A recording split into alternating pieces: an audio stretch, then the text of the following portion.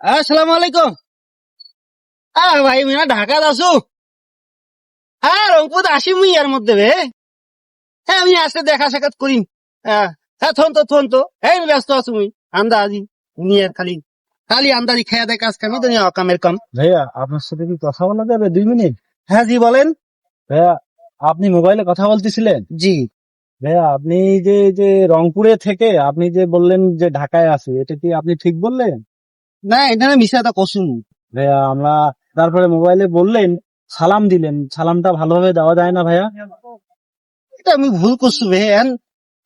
তপাস করি করছো তো ওই জন্য এরকম হচ্ছে না। চেষ্টা করেন ভালোভাবে সালাম দিতে। তারপরে প্রথমে এই যে হ্যালো বললেন, হ্যালো না বলে ভাইয়া আপনি সালামটা আগে দিতে পারতেন না? জি জি সালামটা আগে দেন, শুদ্ধ হবে সালাম দেন, আসসালামু আলাইকুম ওয়া রাহমাতুল্লাহি ওয়া বারাকাতুহু।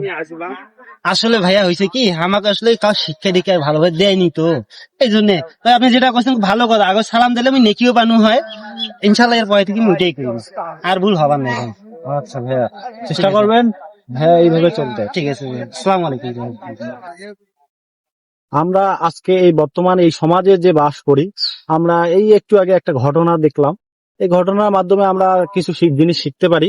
সেটা হলো কি, এই যে সালাম দিল, সালামটা আমরা শুদ্ধভাবে দিতে পারতাম।